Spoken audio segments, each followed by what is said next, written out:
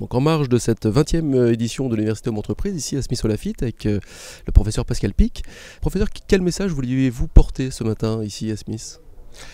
De montrer qu'effectivement, par rapport à sens et croissance, il y a aujourd'hui un monde qui change extrêmement vite, un monde dans lequel personne n'a vraiment de repères, et que longtemps nous avons été animés par l'idée que la croissance, qui était quasiment peu conceptualisée mais déifiée, était porteuse tout simplement des idées de progrès, de bonne santé, de bonheur, de consommation, etc. Or, en fait, aujourd'hui, cette idée-là ne fonctionne plus. Nous sommes dans un monde qui change extrêmement vite à l'échelle mondiale. Personne ne sait où on va, mais ce que je trouve extraordinaire, c'est qu'on y va. Alors, il y a deux choses par rapport à sens et croissance. C'est de montrer qu'effectivement, de nouvelles formes de croissance vont se mettre en place, mais qu'avec des enjeux anthropologiques fondamentaux entre les générations à l'échelle mondiale, parce qu'on est dans une période tout à fait inouïe dans l'histoire de l'humanité. Et ça, c'est un peu mon métier quand même, l'histoire de l'humanité, c'est que pour la première fois dans l'histoire de l'humanité, tout le monde peut être connecté avec tout le monde et tout le monde peut apporter quelque chose à cet édifice de demain. Longtemps, l'idée de progrès, de croissance qui vient essentiellement de l'Europe, a été qu'effectivement, il y a un humanisme guidé par les seules valeurs européennes et que tout le monde devait se conformer à ce schéma, puisqu'effectivement, il a eu des apports qui sont incontestables. Mais on n'a pas tout bon, on n'a pas tout faux. Mais qu'aujourd'hui, effectivement, les autres pays, les autres générations, les diversités, les autres cultures participent à quelque chose qui est entre nos origines communes, ça a été très bien démontré par mes disciplines, et aussi le fait que nous sommes liés par à une destinée d'avenir dans lequel il faut maintenir toutes ces diversités. Sauf que, curieusement, je trouve que nos politiques qui sont dans une situation très difficile, soyons clairs, je ne suis pas en train de dire que les politiques ne font rien, mais même nos politiques n'ont pas les schémas du changement qui est en train de se mettre en œuvre, c'est-à-dire à la fois ceux qui nous viennent de la nature, c'est-à-dire le réchauffement climatique, etc.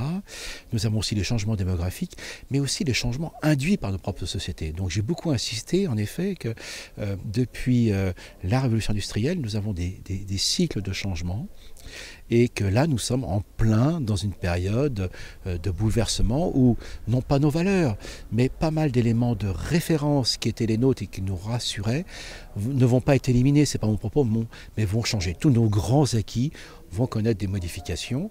Et l'idée, c'est qu'effectivement, il faut que nous ayons, non pas une vision, mais l'idée d'un changement dans lequel nous participons tous, donc ça c'est peut-être la vision qu'il nous faut donner, et que le sens à apporter à tout cela, c'est qu'effectivement c'est pour les générations futures, et en définitive le sens à donner, c'est que très clairement dans l'histoire de la vie il n'y a pas de sens et c'est nous qui devons lui donner un sens.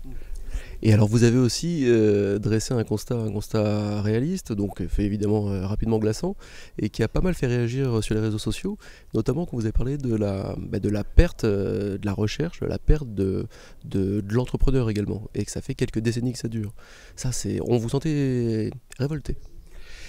Oui, parce qu'effectivement, un des grands mécanismes du changement, ce que j'expliquerai rapidement, c'est que bien sûr il y a ceux qui nous sont imposés par la nature, les catastrophes naturelles, les changements climatiques, et ça nous devons le faire. Alors évidemment là aussi, si on conteste le réchauffement climatique, on ne va pas avoir les bonnes réponses. Donc il vaut mieux faire confiance aux scientifiques. Et c'est là que c'est embêtant parce qu'effectivement, un des principaux facteurs du changement, et j'ai montré ce qu'on appelle les cycles de Kondratiev-Schumpeter, sont apportés par des innovations qui viennent à la fois des chercheurs, des inventeurs et des entrepreneurs.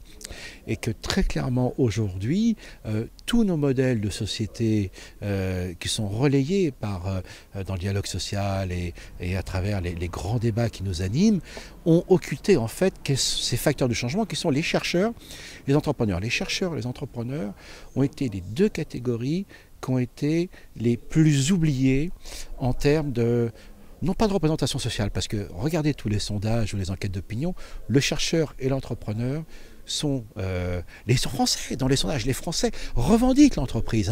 Donc vous voyez, et ça c'est extraordinaire. Donc on voit bien que l'opinion, le grand public voit bien que les chercheurs et les entrepreneurs, c'est des gens qui ne comptent pas leur temps, qui prennent du risque. Les chercheurs ne sont pas très bien payés, je ne suis pas en train là pour en revendiquer, mais enfin on n'est pas très bien payés quand même.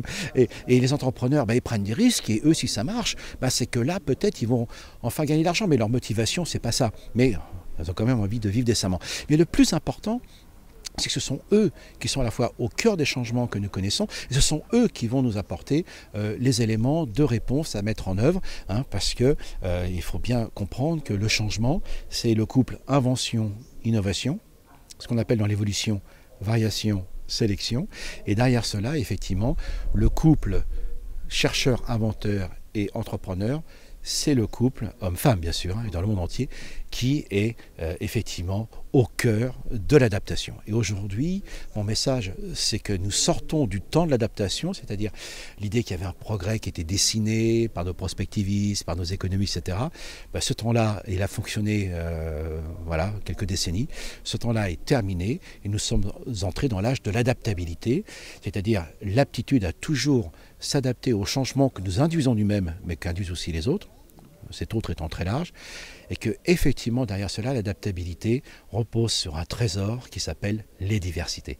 Donc l'enjeu de demain, c'est vivre les diversités, et les 5 diversités, c'est-à-dire naturelles, c'est-à-dire les espèces, sauvages et domestiques, mais au sein de l'espèce humaine, c'est diversité ethnique et culturelle, hommes-femmes, les âges de la vie, les handicapés, et que vous le vouliez ou non, tous les aspects liés au genre. Voilà. Et bien tout ça, ce sont des richesses, et il va falloir qu'effectivement nos sociétés les cultivent pour les mondes de demain. Merci beaucoup, professeur.